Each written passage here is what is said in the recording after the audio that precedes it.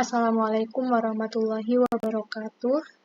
Di sini saya akan menjelaskan peranan kecerdasan buatan dalam bisnis. Mungkin langsung saja ke definisi kecerdasan buatan atau AI. Jadi, kecerdasan buatan atau AI itu adalah sebuah simulasi dari kecerdasan manusia yang dibuat dengan menggunakan mesin atau komputer. Nah, AI ini memiliki kemampuan untuk melakukan tugas-tugas yang biasanya memerlukan kecerdasan manusia, seperti kayak pembelajaran, penalaran, persepsi, pengenalan pola, dan pengambilan keputusan. Kemudian di sini tuh ada sejarah perkembangan AI. Jadi AI dimulai pada awal 1950-an, yang mana di sana tuh ada seorang ilmuwan yang bernama Alan Turing yang mengembangkan konsep dasar kecerdasan buatan dan memperkenalkan tes Turing. Kemudian dilanjut dengan adanya konferensi Dartmouth pada tahun 1956. Konferensi ini dianggap sebagai momen lahirnya AI sebagai bidang penelitian resmi, yang dipimpin oleh John McCarthy, kemudian Mervyn, ada juga Nathaniel, dan Claude Shannon.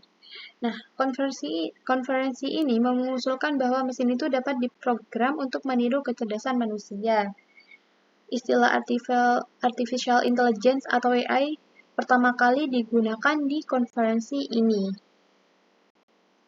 Kemudian dilanjut perkembangan awal pada tahun 1960 sampai 1970-an, yang mana pada era ini tuh berbagai penelitian dan eksperimen awal tentang AI itu sudah mulai dilakukan. Nah, di sana itu pada tahun 1965 program AI pertama ialah ELIZA. Nah, ELIZA ini adalah chatbot pertama yang dikembangkan oleh Joseph. ELIZA dirancang untuk mensimulasikan percakapan psikolog menggunakan pemrosesan bahasa alami sederhana. Nah, meskipun terbatas, ELIZA ini tuh masih menjadi kayak meskipun terbatas, ELIZA ini tuh dapat menjadi contoh awal bagaimana AI itu berinteraksi dengan manusia. Nah, kemudian di sana juga ada jaringan saraf tiruan pada tahun 1960-an yang dikenal dengan konsep artificial neural network atau jaringan saraf tiruan. Nah, jaringan saraf tiruan ini terinspirasi dari cara kerja otak manusia dalam mengenali pola dan belajar dari data. Namun, pada saat itu kan keterbatasan komputasi dan data itu membuat teknologi ini tuh belum berkembang pesat. Kemudian, pada era kecemasan dan kemajuan. Pada era ini, AI itu mengalami kemajuan signifikan, tetapi juga menimbulkan kekhawatiran sosial. Era kecemasan itu dimulai dari tahun 1980-an. Kecemasan ini muncul kekhawatiran bahwa AI itu dapat menggantikan pekerjaan manusia, terutama di bidang manufaktur dan otomasi. Kemudian pada tahun 1990-an atau dari tahun 1980 sampai 1990-an, kemajuan dalam jaringan saraf tiruan. Jadi saraf tiruan yang tadinya itu dibuat dari tahun 1960, di tahun 1980-an itu sudah mulai berkembang. Teknologi jaringan saraf ini tuh semakin berkembang dengan ditemukannya algoritma pembelajaran baru. Ini membuka jalan bagi perkembangan AI yang lebih kompleks di masa depan. Kemudian dilanjut dengan era modern dari tahun 2000-an sampai sekarang, yang mana AI ini mengalami perkembangan pesat dan menjadi bagian dari kehidupan sehari-hari. Nah, di sini tuh ada deep learning. Deep learning pada tahun 2000-an. Deep learning sendiri ini merupakan sebuah teknik jaringan saraf tiruan yang lebih kompleks atau mulai dikembangkan untuk memproses data yang kayak lebih kompleks gitu. Nah, contohnya adalah pengelolaan gambar, pengenalan suara, dan pemrosesan bahasa alami.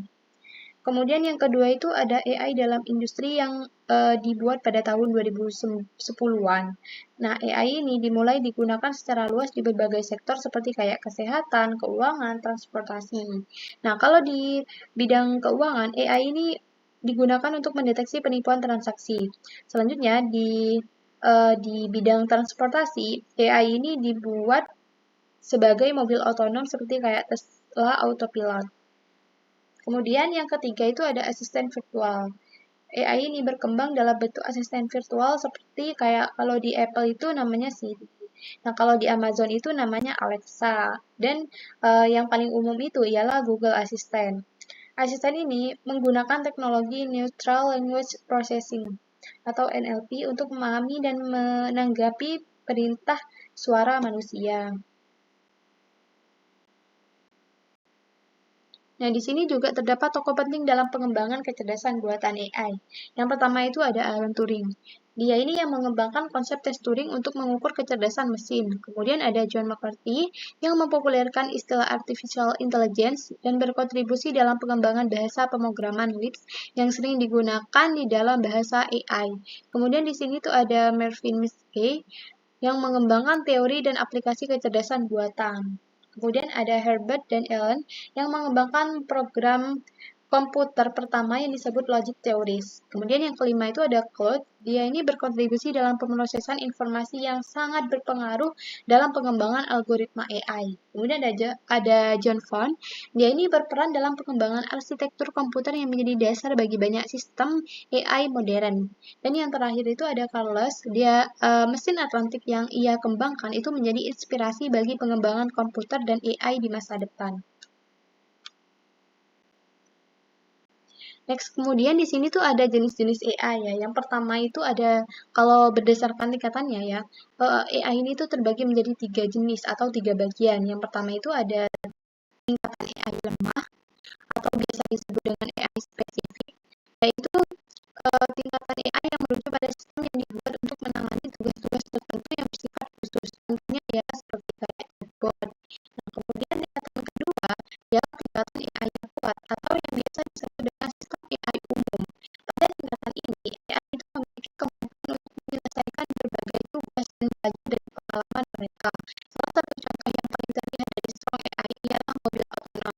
Dan yang terakhir ialah super intelligence. Super intelligence adalah tingkatan tertinggi AI yang mungkin akan melebihi kecerdasan manusia dalam segala hal.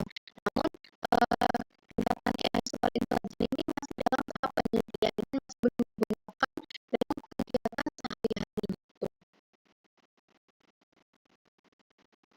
Kemudian di sini ada teknik dan algoritma AI. Pertama itu ada machine learning. Machine learning atau ML ialah cabang kecerdasan buatan AI yang memungkinkan sistem komputer belajar dari data tanpa pengiraman secara eksplisit. Dengan ML, komputer itu dapat mengidentifikasi pola dalam data dan membuat prediksi atau keputusan berdasarkan pola tersebut. Kemudian yang kedua itu ada deep learning, yaitu subset dari ML yang menggunakan jaringan saraf tiruan untuk memproses dan menganalisis data secara lebih kompleks. Kemudian di sini tuh ada natural language processing,